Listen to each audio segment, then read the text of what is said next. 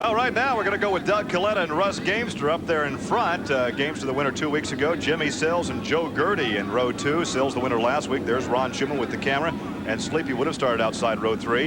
In the 4th row, we find Robbie Flock and Gary Howard. And in row 5 on the inside, Leland McSpadden. And outside, the veteran Wally Pankratz from Orange, California.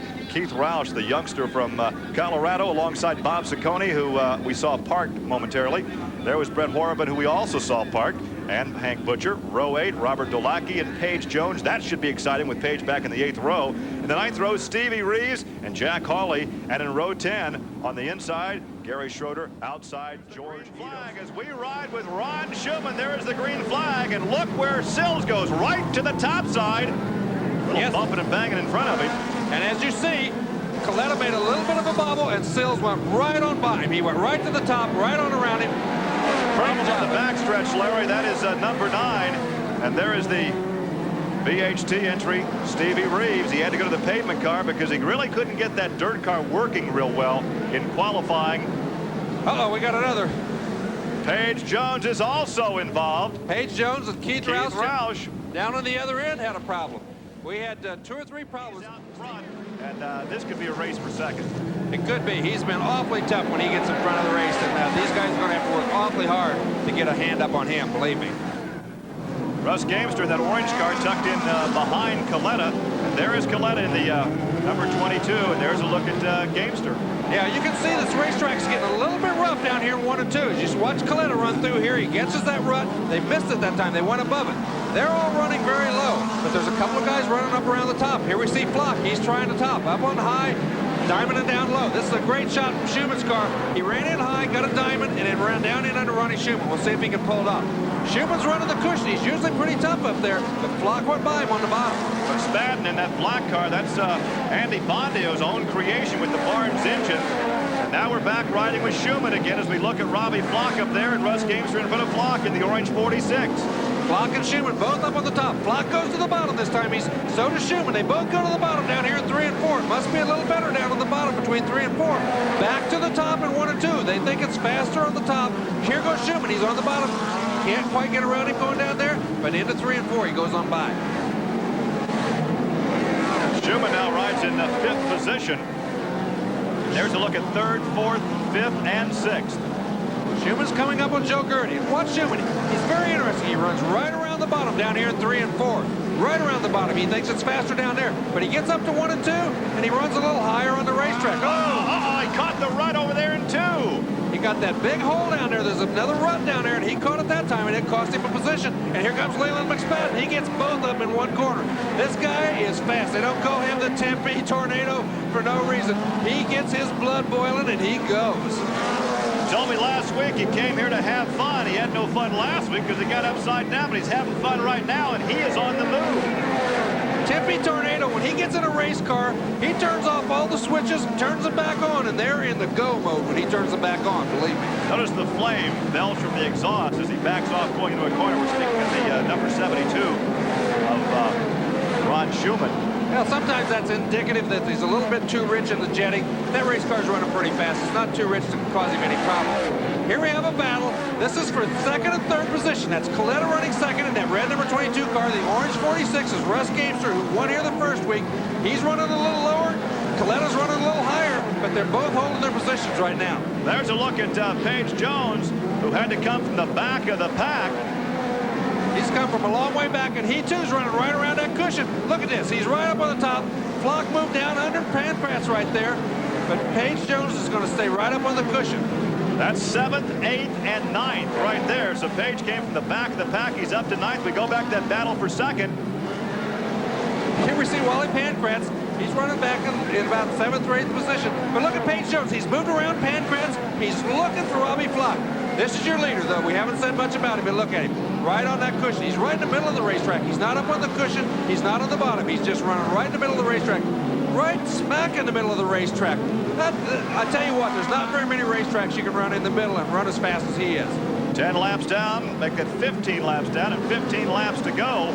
There once again is that battle for 2nd. So you've got a 2 different lines here again. Coletta's running in the middle of the racetrack where Sills is, and Gamester's got to go somewhere else. He's trying it high and off low. He's drying down low in this end. He just can't quite make it stick. Coletta pinches him a little bit coming off that corner. Makes him get too low, and he can't get the traction to get around him. Coletta has Pontiac power in the Beast chassis. The Ellis chassis has that Scat V4 that Gamester is driving. And I know that Raleigh Helmling is watching on from Vincennes, Indiana with great interest because he has one this year. Look at Page. Look how fast he is through the middle of the corner up there in the cushion. Boy, he just can't quite get enough speed. Now he's going to go to the bottom. He's suckering him up the top. He hit that big hole. Look at this. Inside, outside, upside, downside. He keeps trying them every place. Paige Jones was the winningest driver in USAC last year, won 11 features, including on 2 occasions won both the TQ Midget and the Midget feature in the same night.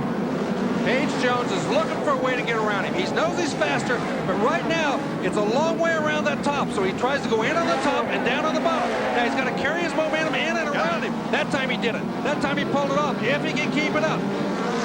Right? It's going to be good. This time he's going to run in on the top, pinch down off the bottom. Watch this. This is the shot he needs to get in front of him. I think he's got him now, and he'll stay up there. There's a look at the Dave Calderwood, Beast Gertie out of Bakersfield, California. The driver from Placerville, Jimmy Sills out in front. And look at that. Look at Leland McSpadden. He's up to third as he goes around Gamester. He's got all the switches turned on now, boy. He's going to go for the front. This guy, oh, look out, he ran in there pretty hard. He almost got sideways. He ran in there too hard. He wasn't expecting Grouse to be going that slow, and he almost got sideways. But he is running the cushion. You talk about an all-cushion team. This guy's going to be on it. Look how smooth he is running around here. Look how fast he is in the middle of the corner on that cushion.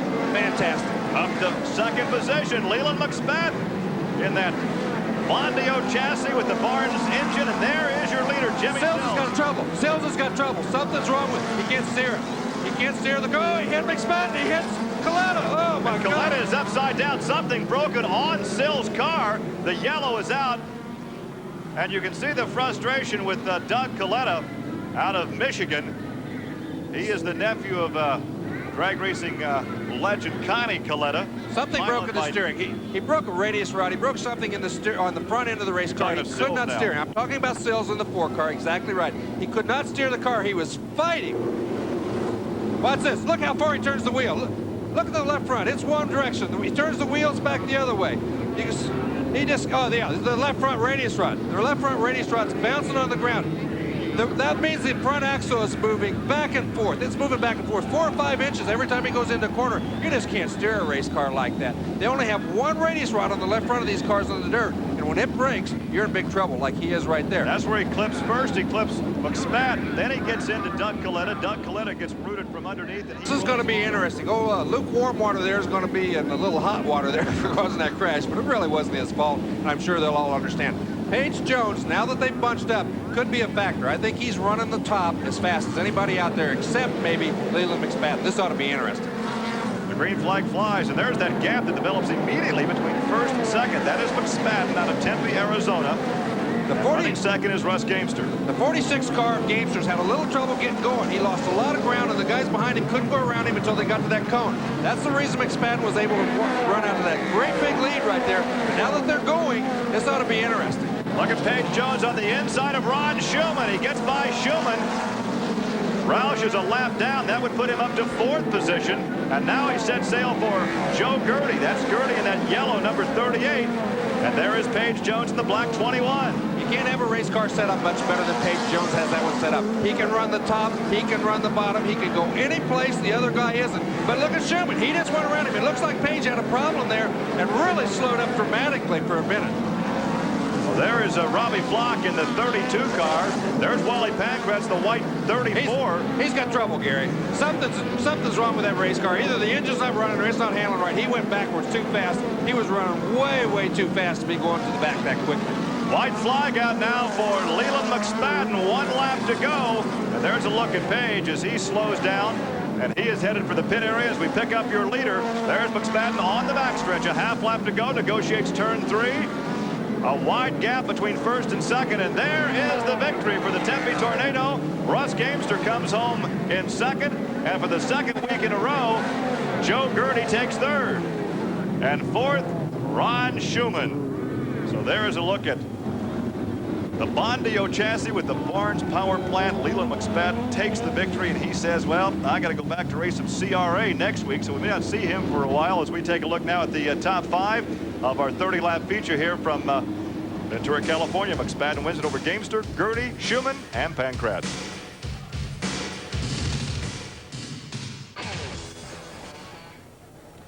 Leland McSpadden has won an exciting Western State Midget feature here tonight over Russ Gamester, who took the season opener out here, and Joe Gertie, who's turning into quite a midget driver. Ron Schumann and Wally Pankratz rounding out the top 5. Presentation of the trophy and our opportunity to congratulate the winner. Heck of a job, man. Well, thank you. You know, this is what you call going from zero last week to hero this week. You know, my guys do a tremendous job on everything, you know. And last week they told us, you know, because we weren't hurt the first week and because of the point deal, we had to run 4th or better in the heat race or we couldn't run the main. So people know that I go for it, and when I get that kind of enthusiasm, you know, it makes it all the worse. We might want to just go into a little detail about the zero last weekend for those who weren't tuned in. What happened? Well, you know, we was trying to get from the back. We had to start 10th in the heat race, and we was coming from the back. We made a good pass on the outside down there, and a guy caught that hole that's down there between 1 and 2 and did a right-hand turn. I caught his back in and knocked the front axle out of the car, and then it caught on the right front and tipped over on the left rear. But like I say, I want to thank McCrary Tires. You know, they've been with me for the last 2 years. A lot of guys wouldn't run them last year, and this year they're making the big switch. Jimmy won last week with them. I won this week, and I just want to thank them a bunch. I want to thank Andy Bondio for building my car, and Barnes Systems for the motor. And you know, this is a one-of-a-kind race car, Dave, and it's just kind of nice to have something that nobody else can buy. Oh, you're kind of a one-of-a-kind driver too. They were saying some pretty nice things about you from the booth, particularly about your enthusiasm up on the cushion and your speed through the middle of the corner. Give these young kids a little help. What's the secret to doing that like that? Well, I think, you know, first of all, I grew up in Manzanita. In Manzanita, if you don't learn how to run close to the wall and on the cushion or above the cushion, you're not going to win races. So you go in there and you learn to run the cushion all the time. Then when you come to these places, it's a big advantage because a lot of these guys never knew how to run a cushion, or they're afraid of a hole that's on a cushion. They don't understand that you can use that hole to your advantage. Sometimes you miss, you pay the price, but racing's to win. There's nothing else but winning. How many years you been doing this, man? This is 21 years, and I'll tell you what, this is just like the first day I started. I love it to this day. Rice said he came out here to have fun. I think he had fun tonight. There's a look at the traffic at sunset on 101 here in Ventura, California, as we have just concluded our 30-lap feature. And as long as we have this much time, let's run down the entire order as Leland McSpadden from Tempe, Arizona takes the victory. Russ Gamester, a former USAC midget champion, is second. Joe Gertie, the sprint car specialist from Indiana, is third. Ron Schumann, a 4-time CRA champion, winds up in fourth, and rounding out the top 5 from Orange, California's Wally Pankratz. In the second 5, we have Robbie Flock, Gary Howard, George Ito, Robert Dolacki, Jack Hawley. That's right, Gary. It was a great race. Jack Hawley ran 10th. Keith Rouse ran 11th. Gary Schroeder, Paige Jones, who ran a fantastic race. Jimmy Sills, what else can we say about him? And poor Doug Coletta, who just got caught up in the circumstances, was 15th. And 16th through 20th, Bob Ciccone, who's had a real tough last 3 weeks flying back and forth from Pennsylvania. Hank Butcher, Stevie Reeves, Sleepy Trip. Fans sticking around for the TQ racing still to come, and with the problems tonight for Sleepy Trip, look how the points get shuffled. He goes from 1st to 5th. Schumann takes over the point lead ahead of Joe Gertie, Russ Gamester, Robbie Flock is 4th, and Sleepy Trip, as we said, rounding out the top 5. Those are the current points in our TV races. We're going to take care of one bit of unfinished business. Beautiful trophy from last year to the guy who had the most TV points, and his name is Robbie Flock. Now, my hands are full. I can't shake your hand. I'm sure not going to kiss you, but it's a pleasure to give you this trophy here on ESPN. Congratulations to you. Great, thank you very much. I have so many people to thank from last year, but this year we have a lot of new people on board. Coors Racing, we still have Valvoline, car owner Dan McAllister, a Pontiac motor, trying to win some races this year. I want to thank the people for putting on the series, though. Skoll, Copenhagen, Ventura, ESPN. That's what makes us heroes out here, and like they say, we live for Saturday night. Thank you very much. You've had an up and down kind of a year this year. Last year, consistency and victories were what gave you the TV trophy. What's been going on tonight? Well, we're never happy with what we have. We always try to do new things, and we made a chassis adjustment this year, a chassis change. We've made tire changes. We're just trying to fine-tune it. The boys are tough out here. We got a tough racetrack, rough track. We just got to sort it out. Consistency is not as good, but maybe we'll win a race, and that's the most important thing, to win races this year and try to move on to Indy Lights. I'd like to run those and maybe go on to Indianapolis 500. That's my career goals. All right, you're still 4th in the points in 10 seconds. Can you catch those guys and win another one of these? we could sure give it a shot. You never know. Consistent, 2 races left. We might be leading the Western States points, but I don't think we're going for the championship because there might be that Indy Light opportunity. So keep racing. We'll be here next week. 10 seconds exactly. Good job, buddy. That is Robbie Flock, the defending TV champion. And